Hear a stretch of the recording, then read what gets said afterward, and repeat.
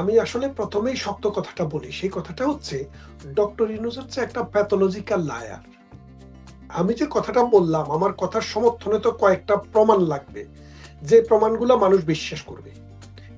এই প্রমাণগুলো বিশ্বাস করবে এই কারণেই যে এগুলো অলরেডি সেটেল হয়ে গেছে। ডক্টর ইউনূস জাপানে গিয়ে বললেন কি, যে মাত্র একটি রাজনৈতিক দল ছাড়া বাংলাদেশের আর কোনো রাজনৈতিক দল ডিসেম্বর মাসের মধ্যে নির্বাচন চায় না, বলেছেন না? বলার পরে উনি 28টি রাজনৈতিক দলকে দাওয়াত দিয়েছেন আপনারা কবে নির্বাচন চান এটা জানার জন্য। 25টি রাজনৈতিক দল বলেছে যে আমরা ডিসেম্বরের মধ্যে বা তার আগে নির্বাচন চাই। তাহলে ডক্টর ইউনূস যে কথাটি বলেছিলেন ওটা কি সত্য ছিল? আপনি একজন রাজনীতির বাইরের মানুষ, সাংবাদিক হিসেবে বা সংবাদকর্মী হিসেবে আপনার কাছে কি মনে হয় এই দুইটা কথা দুইটাই মিডিয়াতে আসছে, তার মানে তিনি মিথ্যা কথা বলেছেন? এক, তারপর উনি দাভোসে আসলেন সুইজারল্যান্ডে এসে বললেন এই আন্দোলনের কোনো মাস্টার মাইন্ড নাই, এই আন্দোলনের কোনো নেতা নাই, এই আন্দোলন কোনো পরিকল্পিতভাবে হয় নাই, অটোমেটিক হয়ে গেছে। তার মানে দেখেন তার দুইটা ভার্সন। আমি কিন্তু আমার কোনো কিছু ইম্পোজ করছি না। গতকাল আজকে সেতাম হাউসে তিনি একটা আলোচনায় অংশগ্রহণ করছেন, অনলাইনেও দেখাইছে, ওখানে প্ল্যাটফর্মে মানুষও ছিল। আমি সবার প্রথম দিকে আমি আমার নামটা রেজিস্ট্রি করেছি সেখানে যাওয়ার জন্য, কিন্তু যেহেতু আমার নামটা একটু মার্কা মারা, আওয়ামী লীগের লোক আমাকে অনলাইনে ট্রান্সফার করে দিছে, ওখানে সরাসরি যাইতে না দিয়ে আমি যেতে পারিনি, কিন্তু আমি তার বক্তৃতা দেখেছি। তো তাকে একটি প্রশ্ন করা হয়েছিল যে আওয়ামী লীগ বাংলাদেশের একটা biggest political party, one of the biggest political party, সেই আওয়ামী লীগকে বাদ দিয়ে বাংলাদেশে ডেমোক্রেটিক ইলেকশন আপনি করবেন কিভাবে? ডক্টর ইউনূস বলতেছে আওয়ামী লীগ কি পলিটিক্যাল পার্টি? মানে আওয়ামী লীগ কোনো পলিটিক্যাল পার্টি না। এই যে মনে করেন যে তাকে যে প্যাথোলজিক্যাল লায়ার, মানুষকে মিসগাইড করার জন্য কেন বললাম, তারপরে সে তার যে অর্থ উপদেষ্টা এবং বাংলাদেশ ব্যাংকের গভর্নর তারা বলল আমরা যতটা খারাপ মনে করেছিলাম অতটা না, কারণ আসলেই বাংলাদেশের রিজার্ভের পরিমাণ হচ্ছে $20 বিলিয়ন। এখন $20 বিলিয়ন আর খালি, এই দুইটার পার্থক্যটা কি আমরা বুঝতে পারি না? দক্ষিণ পূর্ব এশিয়াতে ইন্ডিয়াকে বাদ দিলে আর কারো $20 বিলিয়ন আছে নাই।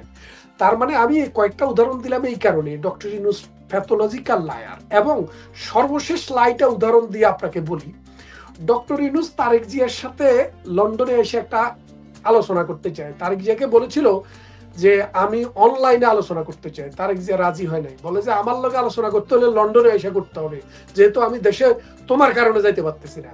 তখন তিনি তারেক জিয়ার সাথে আলোচনা করার জন্য লন্ডন আসতেছেন, এই কথা বললে তো তার মানিজ্য থাকে না। সেই জন্য বলে যে রাজা তাকে নিমন্ত্রণ করছে অমুক পুরস্কার তমুক পুরস্কার। আসলে অমুক তমুক কোনো পুরস্কার তো কেউ কাউকে দিতে পারে, আয়সা নিতে হবে এমন কোনো কথা নেই, প্রতিনিধিও নিতে পারে। কিন্তু ইনি আসছেন মূলত তারেক জিয়ার সাথে একটি সাক্ষাৎ করার জন্য, মান বাঁচানোর জন্য বললেন যে উনি রাজঅতিথি সম্পর্কে আপনাকে একটা কাহিনী বলি আমি, তাইলে দর্শকের সুবিধা হবে। 2019 সালে 30শে মে ওই আমাদের যে কুইন ছিলেন তখন এলিজাবেথ II, তিনি প্রতি বছর বিভিন্ন সময়ে সামারে তার বিভিন্ন শ্রেণী পেশার পতিতদশা মানুষ অথবা সাধারণ মানুষ, বিভিন্ন মানুষকে দাওয়াত দেন, সব মানুষকে না, মানে সিলেক্টেড কিছু মানুষকে। তো তখন আপনি দেখেন এই দেশে ছোটখাটো কোথাও যেতেও আপনাকে মানে খুব চেক করা হয়, আপনার বডিতে কি আছে, কাপড় চোপড়, জামা কাপড়, অনেক কিছু বড় কিছু খুইলা, আপনার চেইন খুইলা, মানে প্যান্টের বেল্ট খুইলা, চেইন না সরি বেল্ট খোলে, পায়ের জুতা করলে পরীক্ষা করে তারপরে ঢুকায়। কিন্তু রানীর বাড়িতে যখন আমরা যাচ্ছি তখন এগুলা কোনো কিছু চেক হয় নাই। তখন আমি একজন অফিসারকে জিজ্ঞেস করলাম, বললাম যে আমরা রানীর বাড়িতে যাচ্ছি, এত বড় সিকিউরিটি, এয়ারপোর্ট দিয়ে সব জায়গায়, কিন্তু কোনো চেক আপ নাই। বলে যে দেখেন, রাজ পরিবারের অতিথির যদি সম্মান নষ্ট হয়, রাজ পরিবার তাকেই দাওয়াত দেয়, তার সম্মান আছে। এই সম্মান যদি আমরা এইভাবে আপনাকে ক্রিমিনালের মতো, সুরের মতো চেক করি, তাইলে তো রাজ পরিবারের সম্মান হানি হবে। সেই জন্য আমাদেরকে কোনো চেক করা হয় নাই, জাস্ট লাইন ধরে কার্ডটা দেখাই ঢুকাই দেওয়া হয়েছে। তাইলে দেখেন রাজ পরিবারের অতিথির কি সম্মান। এই আমাদের বাংলাদেশের বর্তমান অন্তর্বর্তীকালীন সরকারের অবৈধ প্রধান প্যাথোলজিক্যাল লায়ার ডক্টর ইউনূস যখন আসে এয়ারপোর্টে রাজ পরিবারের একটা দারোয়ানও যায় না। আপনি ব্যাপারটা বোঝেন না, প্রেসিডেন্ট আসলো না। আর এখন আমাদের prime minister, head of government of Bangladesh interim, তিনি আসলেন, তিনার আবার নোবেল প্রাইজও আছে, তিনি আসলেন, একজন দারোয়ানও ওনাকে গ্রহণ করতে গেল না। কে গেল? বাংলাদেশ হাই কমিশনের লোকেরা। তাহলে আপনি বোঝেন না, আমি এই জায়গায় একটু আপনাকে ইন্টারাপ্ট করছি।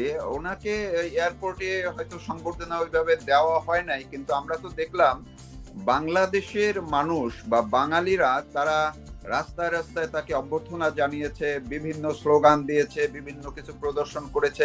সেইটাকে আপনি খাটো করে দেখবেন সেই অভ্যর্থনাগুলো?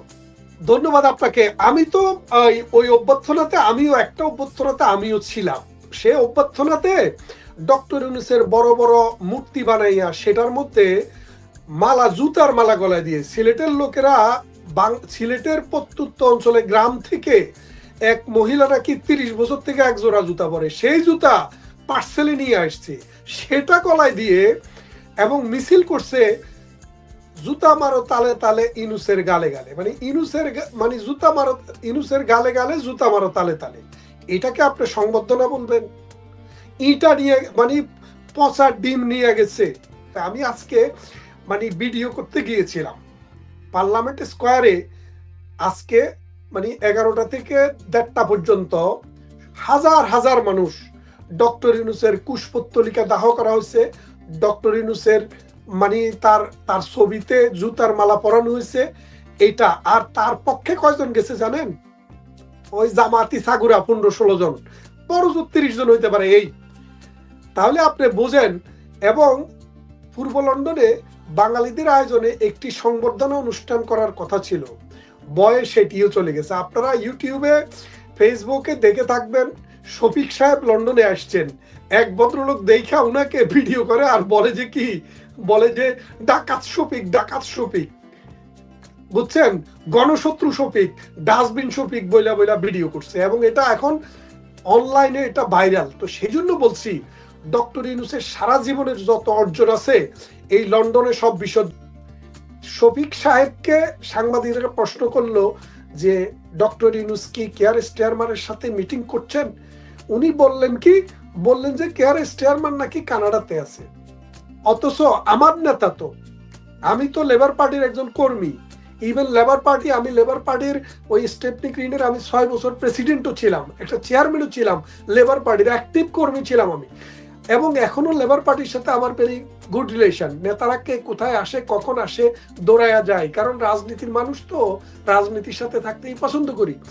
কেয়ার স্টারমার গতকালও BBC 2-কে একটা সাক্ষাৎকার দিয়েছে লন্ডনে থেকে। উনি আগামী পরশু 13 তারিখে তিনি কানাডাতে যাবেন। অথচ শফিক সাহেব এই আধুনিক যুগে কি মিথ্যা কথাটা বললো, মানুষকে কিভাবে বুঝাইলো যে উনি নাকি কানাডাতে একটা সম্মেলন হবে, G7 নাকি কি যেন একটা সম্মেলন হবে, সেই সম্মেলনে তিনি যোগ দিবেন, 14 তারিখে যোগ দিবেন, সেই জন্য 13 তারিখে তিনি লন্ডন ছাড়বেন।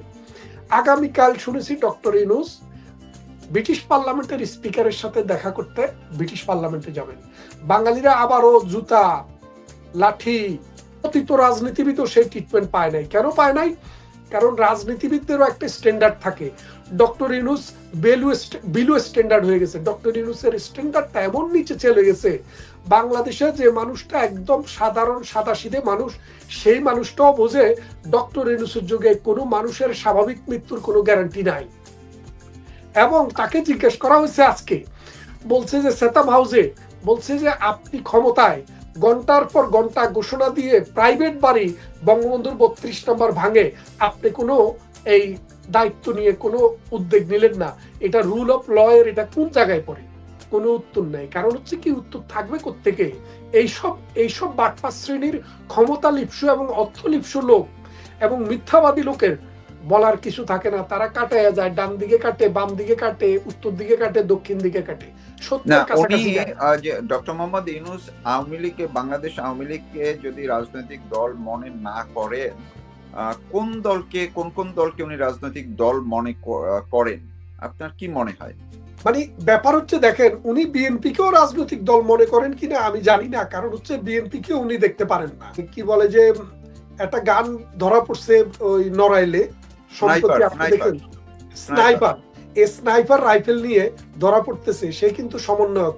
এবং দেখেন মানে তার প্যাথোলজিক্যাল লায়ারের আরেকটা জিনিস দেখেন, সেখানে স্নাইপার নিয়ে যে ধরা পড়ছে সে ওখানকার সমন্বয়ক ছিল। এখন এটা প্রচার করতেছে কি আওয়ামী লীগের লোক। আরে বেটা, ওই যে হাসনাত সার্জিস এরও তো আওয়ামী লীগের লোক ছিল, তাদেরকে ধরে পিটা, তারা তো আওয়ামী লীগের লোক ছিল, ছাত্রলীগের লোক ছিল না, ফোর্স পদবি তো ছিল, তো ওদেরকে ধরে গালে প্রতিদিন চুমা দাও,